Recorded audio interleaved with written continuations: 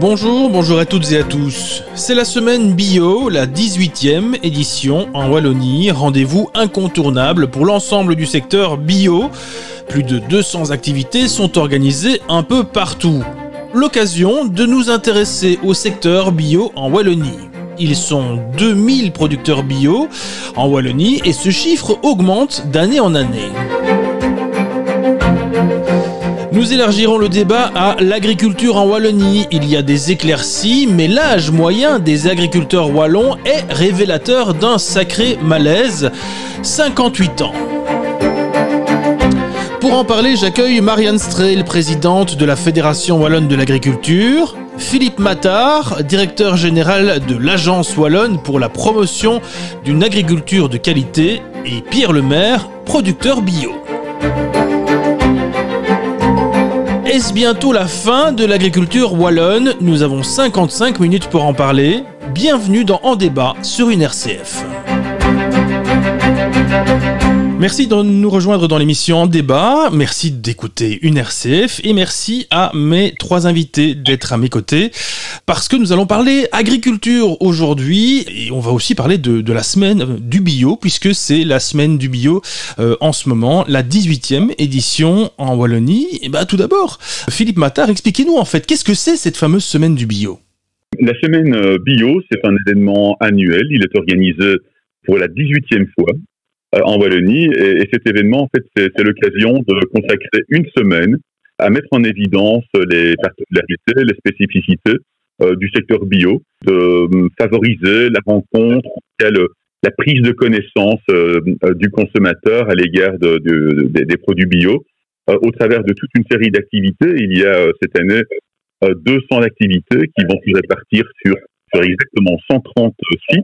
Alors, les sites, ce sont des magasins, ce sont des producteurs, ce sont des points de vente à la ferme qui produisent, qui distribuent bio et qui vont permettre à des consommateurs de venir à leur rencontre, de découvrir, finalement d'apprendre sur ce qu'ils ne savent pas forcément sur le bio, savoir pourquoi des producteurs font ce choix et peut-être aussi savoir ce qu'il y a derrière le mot bio parce que finalement le mot bio peut paraître parfois assez générique. Mais derrière le mot bio, il y a de la transparence, il y a une réglementation, et qui plus est, c'est une réglementation européenne. Donc, c'est vraiment un gage de confiance dans la fiabilité de ce secteur, de ce mode de production, qui repose vraiment sur quelque chose de tout à fait transparent comme réglementation. Et puis, cette semaine du bio, cette année, nous avons voulu aussi que les ambassadeurs ne soient pas seulement des producteurs, mais soient également des consommateurs. Donc, on a demandé à plusieurs consommateurs qui sont déjà adhérents à la philosophie du bio et au mode de production bio, de dire pourquoi ils ont fait ce choix. Et c'est peut-être une manière aussi de réconcilier les deux parties du marché, parce que sur un marché, il y a une offre et une demande. On doit donner la parole à l'offre, aux producteurs, mais de temps en temps, pour vraiment favoriser la rencontre entre les deux, il faut donner la parole également aux consommateurs, et c'est ce que nous avons fait cette année-ci. Et nous avons de la chance, Philippe Mattard, puisque Pierre Lemaire est producteur. On va y venir dans un instant, Monsieur Lemaire. Vous allez un petit peu nous expliquer tout cela. Juste encore une chose, Monsieur Mattard, on a beaucoup dit que durant cette fameuse crise sanitaire, le bio avait monté en flèche et puis après est redescendu. Est-ce qu'on constate que c'est le cas toujours à l'heure actuelle ? Alors oui, effectivement, les chiffres ne sont pas encore totalement rassurants, mais moi je suis quelqu'un d'optimiste. Et puis l'optimisme, il se fonde aussi sur des réalités. Qu'est-ce qu'on constate en fait? On constate pour le bio que effectivement, à la faveur, ou plutôt à la défaveur de la crise qui nous touche, que le panier moyen des consommateurs bio a diminué. Mais néanmoins, il y a un indicateur pour moi qui a beaucoup d'importance, c'est le taux de pénétration.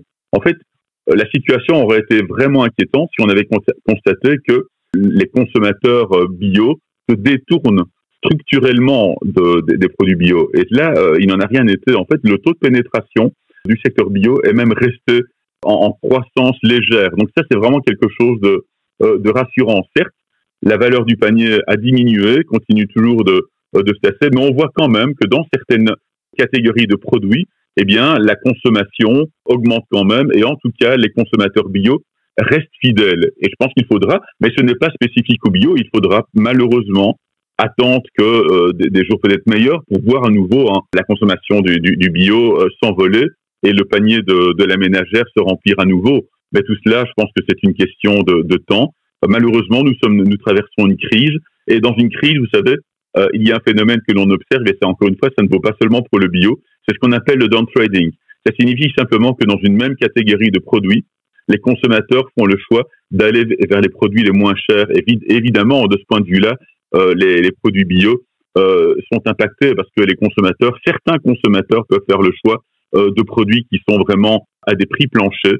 Et effectivement, ça c'est vraiment quelque chose qui est symptomatique de la crise. Et puis il y a un deuxième phénomène économique qu'on observe, c'est le principe d'élasticité, l'élasticité de la demande par rapport au prix et aux revenus. Et là, effectivement, on constate que malheureusement, et on peut dire que c'est un mauvais choix rationnellement, mais néanmoins, le consommateur bien souvent privilégie des dépenses qui sont accessoires par rapport à des dépenses d'alimentation, et ça ne vaut pas non plus seulement pour le secteur bio. Donc, tout cela mis ensemble, et dès lors qu'on voit quand même que le taux de pénétration reste important et continue de croître, je pense qu'on a des raisons d'être optimistes pour un retour assez rapide à des jours meilleurs pour le bio. Alors, je le disais il y a un instant, on a la chance d'avoir un producteur avec nous, Pierre Lemaire. On va un peu faire votre connaissance, monsieur Lemaire. D'abord, expliquez-nous, vous étiez producteur de quoi en fait ? Donc, je cultive suivant la méthode biologique depuis les années 2000. L'exploitation agricole est une exploitation en région esbignone, de surface importante où on cultive en alternance différentes cultures, mais une année sur deux, nous cultivons des céréales, l'année suivante des légumes, et le même légume ne revient que tous les 6-7 ans sur la même parcelle. Le terme bio aujourd'hui, tout le monde le connaît évidemment, c'est rentré dans l'inconscient collectif. Mais ça veut dire quoi bio finalement ? Ça veut dire que il y a moins de produits finalement sur les légumes que vous cultivez ? Mais le principe de base, c'est un équilibre naturel de nos sols sans intrants de synthèse. Donc, tout ce qui est issu de la chimie est strictement interdit sur nos sols, en opposition ou en comparaison avec l'agriculture dite conventionnelle, qui continue, mais qui gère ça de manière la plus rationnelle possible, mais qui continue quand même de dépendre des intrants de synthèse. Nous ne pouvons pas utiliser le moindre intrant de synthèse, et une parcelle qui est agréée en bio, il lui faut 2 ans avant de pouvoir valoriser nos produits sous le label bio.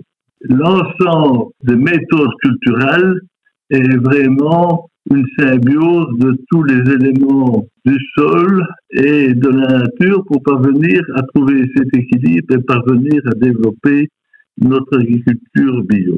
Nos parcelles fonctionnent depuis plus de 20 ans, les équilibres sont là et tout cela fonctionne bien de manière relativement harmonieuse. Nous avons quelques difficultés pour le moment puisque, comme vient de rappeler M. Matar, les bouchées sont un peu tangles par rapport aux progressions que nous avons eues, mais il faut garder confiance puisque l'agriculture bio correspond à toute une série de demandes de l'Europe et de différentes institutions. Marianne Strel, je rappelle que vous êtes présidente de la FWA, la Fédération Wallonne de l'Agriculture. Est-ce que vous constatez, vous, que il y a de plus en plus de producteurs bio, ou en tout cas de personnes qui choisissent de faire le choix du bio ? Mais on l'a encore vu cette année, au niveau du nombre de producteurs, oui.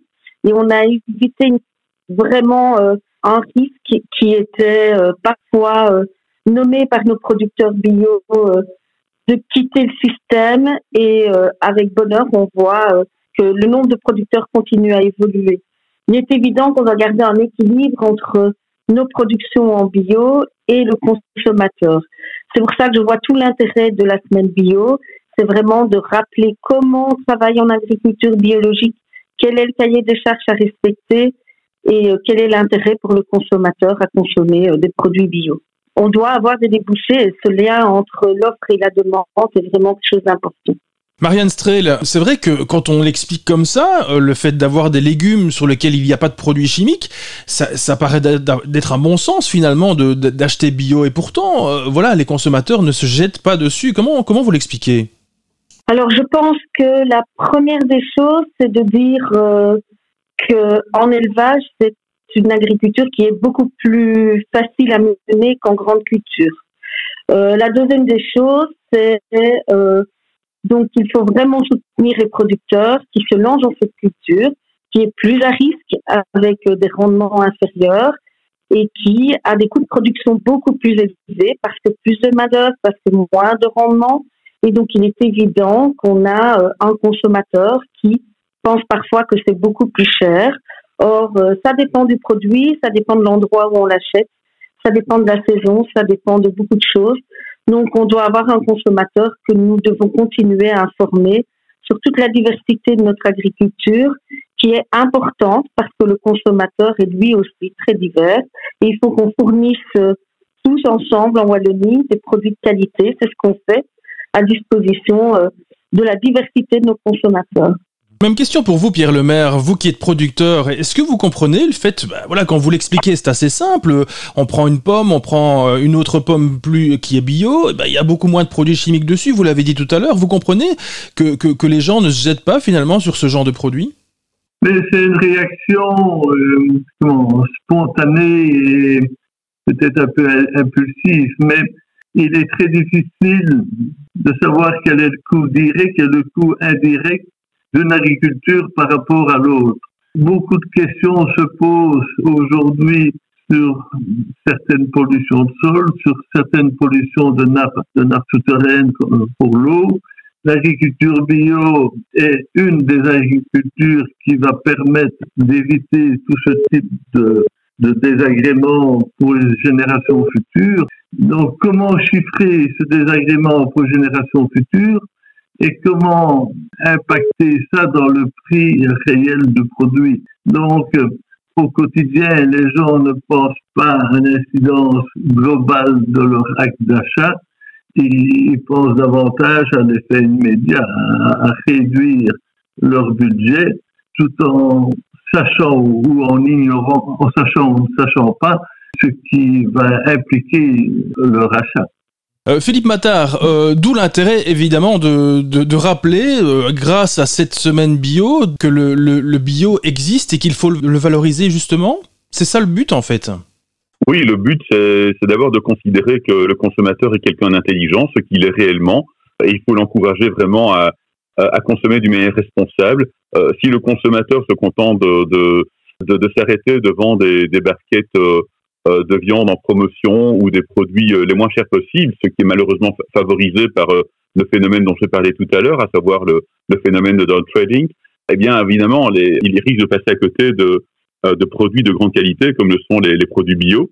Par contre, si on encourage le consommateur à réfléchir à sa manière de consommer, à se dire, ben oui, quand j'achète un tel produit, je sais exactement ce que j'achète parce qu'il y a une réglementation transparente, eh bien c'est cette manière d'encourager le consommateur qui est à mon sens gagnante, c'est de faire du consommateur quelqu'un de responsable qui fait le choix d'acheter des produits qui répondent à un cahier des charges de qualité. Et c'est ça qui est vraiment important, c'est le sens de la semaine bio, c'est le sens des actions de promotion que nous menons, c'est le sens de toute la communication qui est menée, qui est une communication totalement transparente, objective, honnête de la part de la PACW, puisque nous sommes un service public et nous avons ce devoir-là, évidemment. C'est vraiment de sensibiliser le consommateur à ces vérités qui sont relatives, en l'occurrence, au secteur bio. Philippe Mattard, est-ce que c'est l'avenir, le bio ? Est-ce que c'est l'avenir ou est-ce qu'on risque, je sais pas moi, dans 5 ans, dans 10 ans, dans 15 ans, d'avoir des premiers producteurs bio qui mettent la clé sous le paillasson en disant « non, c'est pas possible, je n'y arrive pas ». Moi, je ne suis pas devin. Je raisonne économiquement, j'essaie de réfléchir à ce qui pourrait se passer sur base de différents scénarios. Personne n'est devin, personne ne peut dire demain de quelle manière va évoluer la consommation. Moi, je pense que le consommateur va probablement, plus que probablement, continuer à se tourner vers des produits de qualité comme le sont les produits bio, va continuer à faire le choix de produits qui offrent un haut niveau de transparence, parce que je pense que c'est dans l'air du temps. La PACW a réalisé une vaste étude de marché en 2020 en quête de consommation avec un volet qualitatif et un volet quantitatif. et nous avons identifié des moteurs et des motivations de consommation d'une manière tout à fait scientifique. On s'est entouré d'experts à la fois pour le volet quantitatif et pour le volet qualitatif, et on s'est rendu compte que le consommateur qui consomme des produits alimentaires, quels qu'ils soient, eh bien, il est multiple. Effectivement, il y a des consommateurs qui, surtout dans une période de crise, restent fortement attachés au prix des produits, mais il y a aussi des consommateurs qui sont attachés, et de plus en plus du reste, et c'est une catégorie de consommateurs qui pèse réellement. Il y a beaucoup de consommateurs qui sont attachés aux valeurs de la consommation et qui veulent vraiment savoir ce qu'ils consomment, pourquoi ils le consomment et ce que ça leur apporte comme bénéfice. Et ça, je trouve que cette vérité-là, que l'on observe, on l'a observé en 2020 dans notre grande enquête de consommation, et on l'observe à nouveau dans des études plus sectorielles ou plus particulières, eh bien, ces études-là, ces observations, en tout cas, nous incitent à être extrêmement optimistes, que ce soit pour le secteur bio, mais aussi pour d'autres références de qualité. Il y en a d'autres, mais en l'occurrence, pour le secteur bio, oui, moi, j'y crois profondément. Je pense que le secteur bio répond à des attentes de consommateurs. Et dès lors qu'on répond à des attentes de consommateurs, eh bien, je pense qu'on peut en tout cas être optimiste. Et vous savez, il y a une erreur que l'on a pu peut-être commettre globalement, c'est parfois d'ignorer trop le consommateur et de se dire, voilà, il faut imposer quelque chose au consommateur. En réalité, on n'impose rien au consommateur. On peut le sensibiliser, on peut l'encourager, on peut lui montrer, on peut lui faire des démonstrations, mais on ne peut pas le manipuler. Et ça, c'est quelque chose qu'on a vraiment, non pas découvert, mais c'est une chose sur laquelle nous nous sommes vraiment concentrés. C'est cette importance de ne pas manipuler le consommateur, mais de l'informer, de le sensibiliser et de le respecter en tant que consommateur rationnel et intelligent. Et tout ça nous conduit à considérer que oui, il y a un avenir pour le bio. Même question, puis on fera une pause. Même question à vous, Marianne Strehl. Est-ce que vous avez le sentiment que le bio, c'est l'avenir, ou au contraire, bien, ça restera une alternative éventuelle? Non, pour moi, le bio, comme l'agriculture familiale wallonne qui travaille autrement, c'est l'avenir de notre alimentation. Il en va et de la qualité de ce qu'on aura dans notre assiette, mais il en va aussi de tous les défis auxquels on doit répondre, qui sont des défis environnementaux, biodiversité, climatique. Il faut quand même rappeler qu'en Wallonie, nous avons une législation qui est une des législations les plus strictes au monde. On a des cahiers des charges, comme le cahier bio, qui va plus loin que la législation de base, mais que nous avons quand même des professionnels qui travaillent correctement et qui produisent des produits de haute qualité. Un consommateur aujourd'hui doit choisir son cahier des charges, doit choisir de consommer local et consommer de saison pour essayer d'améliorer la situation de notre planète et l'avenir de nos jeunes plus tard. Donc je pense vraiment qu'on travaille bien en Wallonie, que le bio a toute sa place comme d'autres cahiers des charges et qu'il faut vraiment faire confiance en nos producteurs, aller à leur rencontre, leur parler et comprendre pourquoi ils font certaines choses ou certains choix.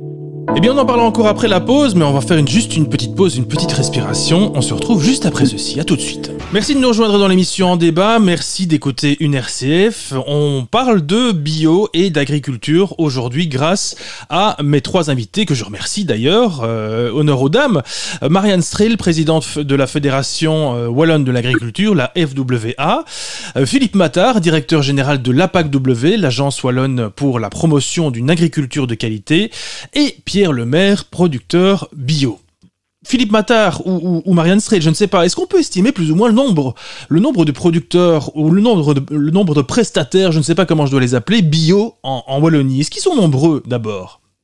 Oui, écoutez, le nombre de producteurs, on dépasse aujourd'hui 2000 producteurs bio. Je pense que Monsieur Lemaire, qui est producteur, peut confirmer. On a une augmentation constante du nombre de producteurs. On a à nouveau en 2022, pour 2022 en tout cas, on a à nouveau une augmentation non seulement du nombre de producteurs, mais également des superficies. Donc même les producteurs, c'est quand même assez encourageant, mais ne se laisse pas décourager par la situation de crise.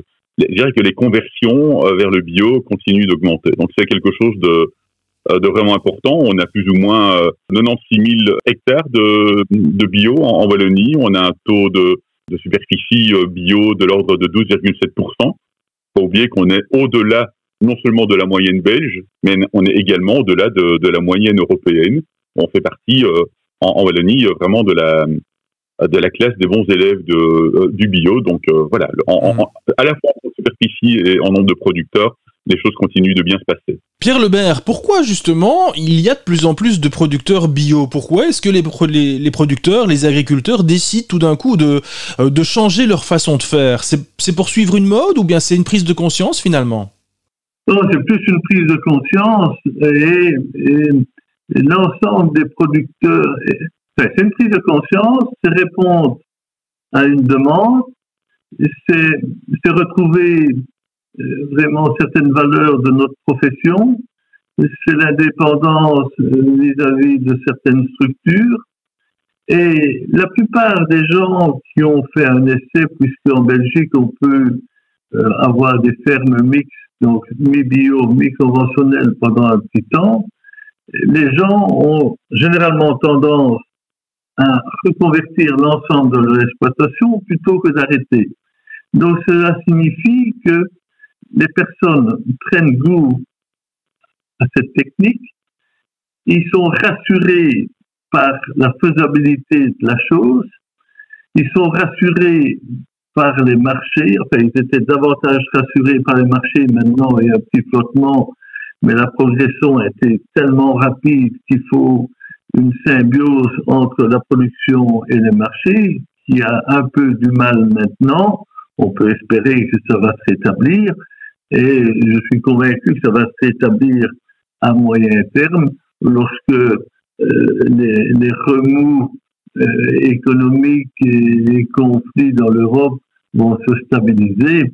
Donc, beaucoup d'agriculteurs, même si demain les marchés étaient plus difficiles et les marges devraient se réduire, pour autant que ce soit viable, beaucoup vont continuer dans le système parce qu'ils sont convaincus de la chose, du bienfait qu'ils apportent à eux-mêmes et à l'environnement, et retrouver une certaine indépendance vis-à-vis des tout gros acteurs du marché agricole.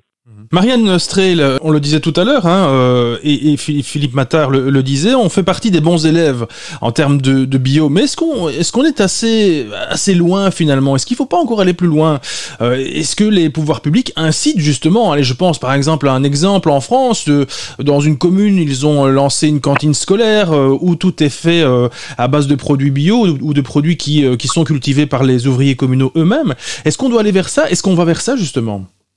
En fait, les achats institutionnels, les cantines, la difficulté, que ce soit pour le bio ou pour la production locale, c'est de pouvoir fournir en quantité, en qualité tout le long de l'année. Et donc, de fait, ce sont des marchés qu'on doit absolument, chez nous, regarder et aider les producteurs, surtout pour la logistique, à pouvoir fournir ces écoles et tout ce qui est marché public. Pour ça, il faut aussi que les agriculteurs, et Monsieur le maire le fait, il a une coopérative, se mettent en coopérative, se regroupent pour pouvoir avoir la capacité ensemble de fournir ces marchés qui, pour moi, sont des marchés importants pour l'avenir de notre agriculture familiale. Philippe Mattard, est-ce que le gouvernement, par exemple, ne devrait pas encore aller plus loin en imposant certaines choses, notamment dans le cadre du bio? Écoutez, le gouvernement, ce qu'il a fait en début de législature, c'est amorcer le travail sur un plan stratégique bio, extrêmement ambitieux, puisque conformément à la déclaration de politique régionale, il y a un objectif de 30% des superficies à l'horizon 2030. Donc ça, c'est un objectif stratégique. Après, moi, je pense qu'il y a aujourd'hui des structures, non seulement des producteurs, mais également des sociétés de catering qui s'orientent vers le bio. Donc, il y a pas mal d'initiatives qui aujourd'hui se prennent pour soutenir ce bio et pour répondre à la demande, par exemple, de parents qui souhaitent que leurs enfants mangent bio à l'école. Il y a des structures qui sont spécialisées dans le catering en produits bio en Wallonie. Donc, je pense que aujourd'hui, ce plan stratégique, en tout cas, a mis en place non seulement cet objectif stratégique des 30%, mais il a également mis en place des objectifs opérationnels, les moyens d'y parvenir, à la fois pour la recherche, pour la promotion, pour le développement des filières. Il y a toute une série d'acteurs qui sont regroupés autour de ce plan stratégique et qui sont solidairement impliqués pour atteindre cet objectif qui est ambitieux. Il ne faut pas oublier que l'objectif stratégique des 30%, c'est pas mince, puisque à l'échelle européenne, cet objectif stratégique, il est de 25%. Donc on va même au-delà en Wallonie. Donc je dirais voilà qu'il faut laisser la chance au plan stratégique bio qui a été adopté, l'accompagner, piloter ces indicateurs de réalisation, de résultats, d'impact, et évidemment évaluer au final ce qui pourrait être atteint à l'horizon 2030. C'est ambitieux, mais voilà, je pense que nous, en tout cas, en tant que service public, on est là pour accompagner ce plan stratégique d'une manière rigoureuse. La parole aux producteurs. Alors Pierre Lemaire, est-ce que vous pensez que la Wallonie va assez loin, que le gouvernement wallon devrait encore inciter plus, imposer plus, même peut-être, ce type de produit? C'est pas en imposant que les choses vont se mettre en place. C'est en convainquant et en suscitant certaines démarches. L'imposition ressort rarement des effets positifs. Ce qui nous interpelle, nous autres producteurs, c'est qu'on a un peu du mal à valoriser nos produits actuellement et que l'ambition de 30% nécessiterait des moyens de cette ampleur. Or, les moyens ne sont pas de l'ordre de 30%, ils sont bien moindres. Les moyens régionaux pour développer l'agriculture bio. Si vous avez une ambition de 30%, vous devez mettre des moyens au moins équivalents à votre ambition, ce qui n'est pas le cas. D'autre part, les moyens, la recherche, les équipements en agriculture sont là depuis de nombreuses années. Le bio est seulement en recherche et en développement depuis 15-20 ans. Donc nous avons un fameux retard, aussi bien au point de vue technologie que développement commercial, que de moyens réels mis en œuvre. Ce qui est le plus urgent aujourd'hui, c'est non pas d'encourager des nouveaux producteurs, mais c'est encourager des nouveaux producteurs, des nouveaux transformateurs et des nouvelles structures qui valoriseraient davantage nos produits. Que la capacité de produire, l'ensemble du secteur agricole maîtrise très bien les outils de production, mais ces agriculteurs maîtrisent très peu la valorisation et très peu la valorisation à moyenne grande échelle. Or, c'est de cela que nous avons besoin pour pouvoir continuer à développer l'agriculture biologique. Nous allons faire une nouvelle pause dans cette émission. Dans un instant, on parlera d'agriculture, cette fois de manière plus générale, plus uniquement consacrée au bio. On se retrouve juste après ceci. À tout de suite. Merci d'écouter une RCF, merci d'écouter l'émission En débat et merci à mes trois invités d'être à mes côtés. Pierre Lemaire, producteur bio, Philippe Mattard, directeur général de l'APAC-W, l'agence wallonne pour la promotion d'une agriculture de qualité, et Marianne Strehl, présidente de la FWA, la Fédération wallonne de l'agriculture. Et c'est vers vous, Madame Strehl, que je me tourne. C'est vrai qu'on a beaucoup parlé de bio jusqu'à présent dans l'émission, et si on parlait un peu de l'agriculture de manière générale? Simple question, comment se porte-t-elle notre agriculture wallonne aujourd'hui? Je pense que dans son ensemble, comme l'a dit Monsieur le maire, elle sait produire, elle produit des produits de qualité. Maintenant, elle a quelques interrogations sur son avenir, non seulement parce qu'on voit qu'on a de moins en moins de jeunes dans la pyramide des âges des agriculteurs, que la moyenne d'âge fait 58 ans et qu'il y a un énorme défi qui va être de transmettre toutes ces exploitations à la génération suivante. Et puis, il est évident aussi qu'on a des enjeux qui sont les mêmes que ceux de la société, auxquels on doit répondre, on doit être acteur, mais qu'on subit également, qui sont les enjeux du dérèglement du climat et de toutes les questions environnementales et socio-économiques que nous devons gérer. Et donc, je pense qu'on travaille bien en Wallonie, j'en suis même sûre. On a un consommateur qui peut être fidèle à nos produits, mais on a aussi la concurrence de produits beaucoup moins chers qui viennent du reste du monde ou d'autres parties d'Europe où la main-d'œuvre et les coûts de production sont moindres que ceux qu'on peut connaître en Belgique. Et donc, il faut absolument, comme l'a dit Monsieur le maire pour le bio, mais pour la totalité de nos matières premières agricoles, avoir comme priorité la transformation de ceux-ci sur notre territoire, pour garder cette valeur ajoutée sur notre territoire, pour qu'on soit pourvoyeur d'emplois, même si on a des difficultés aussi à trouver de la main-d'œuvre, et puis recréer du lien avec le consommateur, comme on le fait lors de la semaine bio, pour bien informer celui-ci sur ce que l'on fait, pourquoi on le fait et comment on travaille réellement dans nos fermes, parce qu'on entend souvent beaucoup de choses qui sont dites et qui sont réellement de la désinformation. Philippe Mattard, Marianne Streel vient de citer un chiffre assez hallucinant quand même. La moyenne d'âge de nos agriculteurs est de 58 ans. Est-ce que ça veut dire que, voilà, on va tout doucement, allez j'exagère évidemment, mais on va tout doucement vers la fin de l'agriculture en Wallonie ? Ah non, ça je m'interdis d'y croire, et je ne le crois réellement pas. Marianne a totalement raison, c'est une réelle menace sur, je dirais, la transmission logique des exploitations agricoles. Effectivement, il y a quelque chose d'effrayant dans le constat de l'âge moyen des agriculteurs. Mais à quoi nous devons être attentifs, c'est le fait que l'agriculture elle est nourricière, et donc il y a un vrai enjeu de sensibilisation des producteurs, des candidats repreneurs, des enfants d'agriculteurs, de celles et ceux qui, quel que soit leur profil, peuvent à un moment donné faire ce choix. C'est un choix que nous devons considérer comme étant à haut débouché, et c'est un choix qui est porteur d'enjeux multiples. Imaginez un seul instant que les superficies agricoles continuent de diminuer en Wallonie simplement parce qu'il n'y a plus de repreneurs. Eh bien, c'est la capacité nourricière de l'agriculture qui serait mise à mal. Imaginez un seul instant que les superficies continuent de diminuer, eh bien, il y aura aussi un autre impact possible, c'est probablement une bétonisation accrue de notre territoire et la tentation d'affecter des superficies à autre chose que l'exploitation agricole. C'est aussi un déséquilibre par rapport à notre environnement, par rapport à la biodiversité.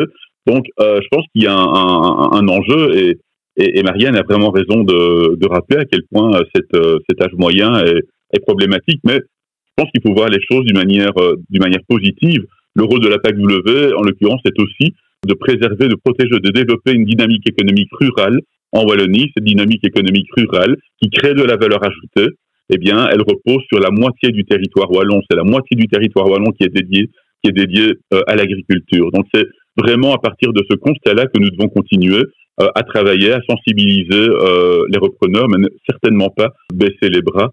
Ça, en tout cas, nous, en tant que service public, c'est une chose que nous refusons résolument. Et voilà, et j'ai personnellement confiance, tout en ayant la vigilance et l'inquiétude que je partage avec Marianne, bien évidemment. Eh bien, je m'impose en tout cas d'être et de rester optimiste par rapport au futur. Et si je peux compléter, le secteur en est bien conscient, et nous avons, nous en interne à la fois, mis en place un projet qui s'appelle Transmiferme, et nous sensibilisons les agriculteurs à partir justement de 58-60 ans, de réfléchir à la transmission de leur outil et d'essayer de lutter le plus possible quand c'est possible contre l'agrandissement d'une autre exploitation, mais de transmettre à des jeunes. Et donc, tout ce travail, le secteur le prend en charge aussi, et on essaye vraiment de sensibiliser, de trouver des solutions pour installer des jeunes et sensibiliser ceux qui transmettront dans les années à venir leur outil, que c'est vraiment important de préserver notre agriculture familiale, comme l'a dit Philippe, pour que ce soit encore ce modèle-là qui demain produise notre alimentation pour les Wallons. Pierre Lemaire, je le rappelle, vous êtes producteur vous-même. Pour quelles raisons est-ce que les jeunes ne s'engagent plus aujourd'hui ? Est-ce que c'est un désamour, un désintérêt ou une impossibilité toute simple de pouvoir reprendre une exploitation ? C'est assez complexe. Il y a quelques motifs. C'est un métier très exigeant qui demande des capacités multiples qui vont de la mécanique à la gestion. Ce sont des investissements lourds. C'est des incertitudes économiques de marché, c'est l'évolution climatique, c'est toute une série de choses qui font que le métier se complexifie de jour en jour. C'est des charges administratives de plus en plus lourdes, des contrôles de plus en plus rigoureux, des marchés en opposition avec le reste du monde où les exigences ne sont rarement les mêmes que chez nous. Or, ces produits arrivent chez nous en quantité importante et nous concurrencent de manière notoire.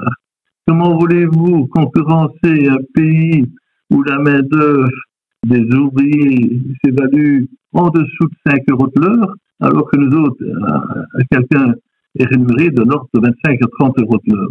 Donc il y a une distorsion de concurrence importante qui se ressent sur les marchés et sur la valorisation de nos produits. L'Europe a voulu ouvrir ses frontières et échange des produits agricoles contre d'autres produits, et tout cela met à mal l'économie agricole. Comme a rappelé M. Mattard et Mme Stel, l'activité agricole est une activité notoire en Wallonie. C'est une activité qui génère pas mal d'occupations, qui maintient le paysage, qui maintient la biodiversité, qui maintient tout un tissu rural. Donc le pouvoir politique doit faire attention dans ses décisions et dans ses orientations pour pouvoir maintenir cela. Quand je vois le nombre de personnes qui se promènent dans les chemins de Romans et qui apprécient la nature, ça fait partie aussi de l'équilibre du monde rural. Et en parlant d'équilibre, eh bien, on va faire une dernière pause dans cette émission. C'est aussi ça, l'équilibre de l'émission en débat. On se retrouve juste après la pause pour une dernière partie d'émission. Tout de suite. Merci de nous rejoindre pour cette dernière partie d'émission en débat consacrée à l'agriculture. On en a parlé bio tout à l'heure et on parle de manière plus générale d'agriculture pour terminer cette émission. Tiens, est-ce qu'il y a un secteur d'avenir dans l'agriculture de manière générale ? On l'a dit, on l'a compris, hein, on a parlé du bio tout à l'heure, mais est-ce que vous voyez vraiment une éclaircie, une embellie dans un certain secteur en particulier, Philippe Mattard ? Écoutez, si je voulais, évidemment le plus éloigné de l'activité agricole au sens strict, puisque moi je suis fonctionnaire et Marianne et Monsieur le maire sont des agriculteurs. Moi je dirais que d'une manière générale, tous les secteurs ont de l'avenir, parce qu'en Wallonie on a une agriculture qui est extensive, beaucoup plus extensive que l'agriculture que nous connaissons au nord du pays.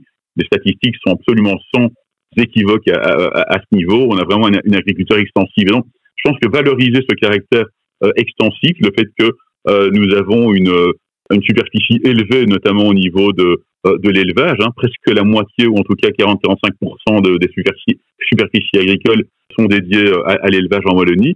C'est déjà quelque chose qui est important, et on a beaucoup plus d'élevage hors sol, infiniment plus d'élevage hors sol en Flandre chez nos amis flamands qu'en Wallonie, et même la situation peut être favorablement comparée par rapport à d'autres pays européens.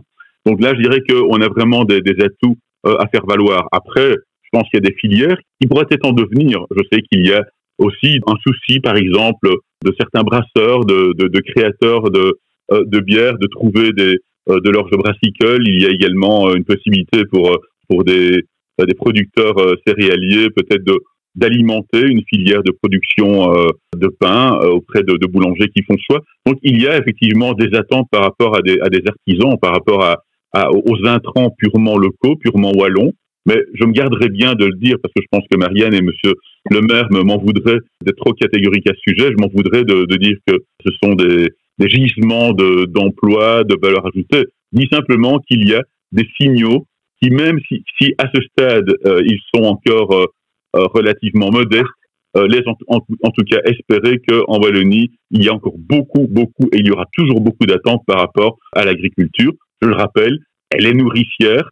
Elle est extrêmement importante pour le territoire, et je pense que rien que ça, ces deux éléments-là nous permettent d'espérer qu'il y aura encore un développement important de cette agriculture qui se met au service de notre alimentation et au service de notre environnement. Marianne Streit, je le rappelle, hein, vous êtes la présidente de la Fédération Wallonne de l'Agriculture. Même question pour vous, est-ce qu'il y a une embellie quelque part dans le monde de l'agriculture, au-delà du bio dont on a parlé tout à l'heure? Est-ce qu'il y a un secteur d'avenir véritablement dans lequel vous croyez précisément? Alors moi, je vais vous dire que le secteur agricole est un secteur qui s'est toujours adapté, qui en 80 ans a prouvé quand même qu'il a fait une belle évolution grâce à la recherche et à l'adaptation et au professionnalisme de ses producteurs. Alors Philippe a cité quelques filières, et il y en a d'autres, les vignobles, le houblon. Voilà, on ne cesse peut-être le blé tendre aussi un jour, le blé dur un jour. Voilà, pour les pâtes alimentaires, même si on fait des pâtes déjà aujourd'hui avec d'autres céréales sur notre territoire. Donc l'innovation est au sein de notre secteur. Juste dire que je veux absolument qu'on se rende compte, contrairement à ce qu'on peut entendre, qu'il est primordial de garder un équilibre entre le secteur animal et végétal, parce que c'est ça qui fait la base de notre économie circulaire et qui permet à notre agriculture d'être réellement vertueuse. Donc attention, quand on parle de spéculation d'avenir, de ne pas vouloir supprimer certaines d'entre elles et de bien garder notre équilibre entre l'animal et le végétal. Il en va aussi de l'avenir de la planète. Et si on laissait le mot de la fin à notre producteur, Pierre Lemaire. Pierre, quand vous, peut-être en guise de conclusion par rapport à ce qui vient d'être dit durant cette émission, est-ce que vous, comment vous voyez l'avenir ? Vous avez le sentiment que dans 10 ans, dans 20 ans, dans 50 ans, ce sera la fin de l'agriculture ou au contraire, il y aura des embellis d'ici là ? Non, enfin, pour ma part, je ne peux pas croire qu'il y ait la fin de l'agriculture.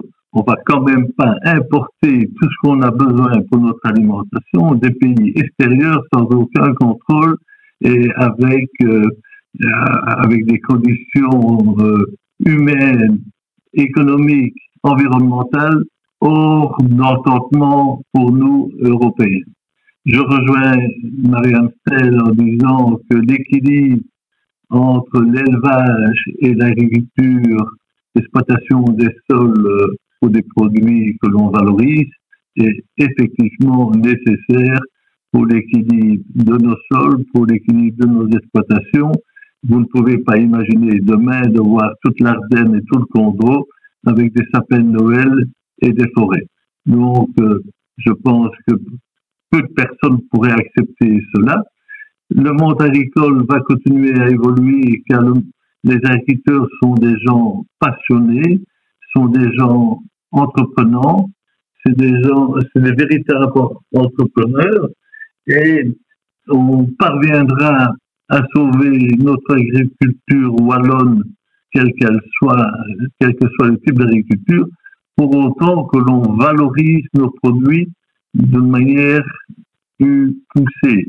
Nous, agriculteurs, en général, on produit des produits bruts. Ces produits bruts doivent absolument être transformés et défendus et valorisés, ce qui est fait par la PAC et d'autres structures. Donc, ces produits doivent être valorisés chez nous. Il n'est pas concevable que l'on continue à produire des céréales qui sont envoyées dans différents pays extérieurs aux nôtres, que l'on produit des betteraves qui seront bientôt transformées uniquement en Allemagne. Donc, il faut retrouver nos outils de transformation et de valorisation. Et on aurait pu prévoir une émission de 2 heures ou 3 heures, évidemment, pour parler de ce thème, l'agriculture. Merci en tout cas à Pierre Lemaire, merci Marianne Strel, merci Philippe Mattard. Merci à mes 3 invités, merci à vous de nous avoir suivis, de nous avoir écoutés. On se retrouve bientôt pour d'autres thématiques sur une RCF. Excellente journée.